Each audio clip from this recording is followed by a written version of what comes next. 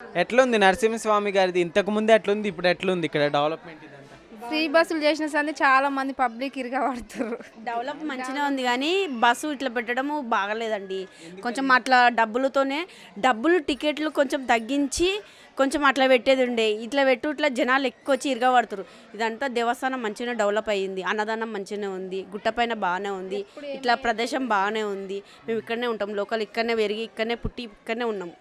ఇక్కడ చాలా మంచిగానే ఉంది కానీ కొంచెం ఏంటంటే ఈ ఫ్రీ బస్సుల వల్ల చాలా న్యూసెన్స్ అయిపోతుంది. అప్పుడు పద్ధతితో ఉన్నారు.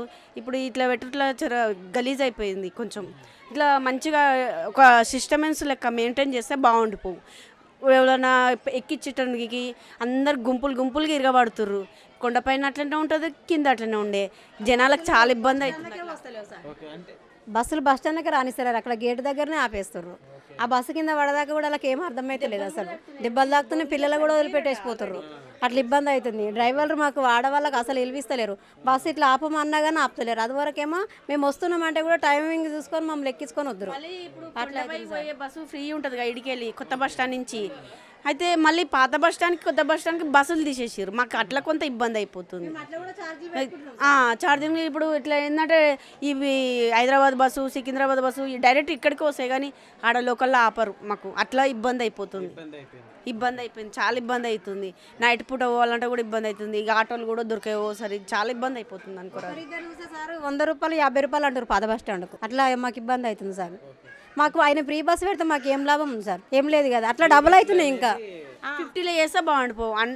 100 రూపాయలు ఉన్నది 50కి టికెట్ వేస్తే బాగుండిపోవు. ఇట్లా వేసి జనాలకు ఏమి ఉపయోగం? ఇంకా మనకు దేశానికి నష్టమే. ఇదంతా నష్టమే. మనకు ఖజానానే లేదట ఆడ. ఏం లాభం ఇట్లా వేసి కూడా? పప్పులల్లా సబ్బులల్లా గవ్విట్లా రేట్లు తగ్గించేది ఉండి, వస్తువులల్లో తగ్గించేది ఉండే. ఈ ఫ్రీ బస్సు వల్ల ఏం లాభం సార్? మంచిగా ఇట్లా టికెట్ కొట్టుకొని పోతేనే మనకు తృప్తి ఉంటుంది. ఇట్లా ఫ్రీ పోయినా కానీ ఏం మంచిగా ఉండదు, పద్ధతి ఉండదు, బాగుండదు.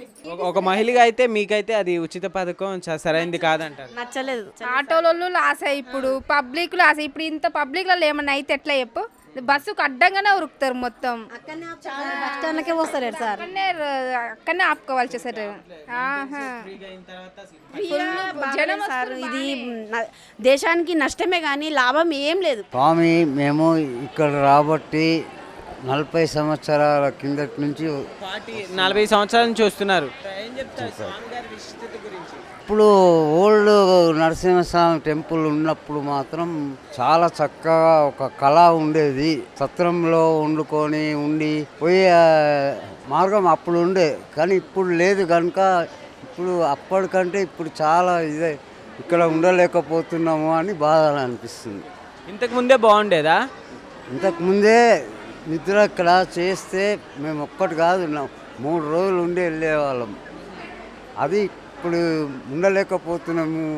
మంచిగా డెవలప్ అయింది అంటున్నారు కదా. ఇక్కడ సౌకర్యం లేక ఉండడానికి పరిస్థితి మంచిగా చూడడం లేదు. అంటే సౌకర్యాలు మంచిగా లేవా? అంటే ఇండ్లు ఉండడానికి నిద్రలు చేయడానికి ముందటి సాంప్రదాయం లాగా ఉంటే బాగుండేది అని. అది ఇప్పుడు లేదు కనుక చాలా బాధ అనిపిస్తుంది. అంతే. సౌకర్యాలు ఏమి మంచిగా లేవు. మంచిగా నచ్చలేదా? మాకు ఈ వచ్చి పోవడం ఒకటే ఉన్నది. ఒక దర్శనం చేసుకొని వెళ్తున్నాము, అదొక్కటే. ఇప్పుడు నరసింహస్వామి ఒక్కటే కావచ్చు కానీ నడవలు మా ఒక పద్ధతులు మాత్రం చాలా మార్చేశారు. అది చాలా తప్పని అనిపిస్తుంది.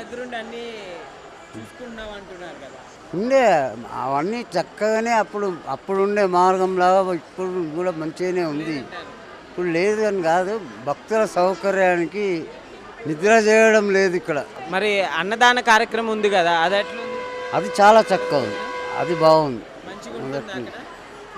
చాలా బాగుంటుంది. మేము ఇచ్చినప్పుడల్లా తినంది వెళ్ళకపోయేవాళ్ళం. అంత బాగుంది. ఏం చెప్తారు స్వామి గారికి? ఇట్లా రావాలనిపించుకొని మనసారా కోరుకున్నానంటే పిలిపించుకుంటాడు.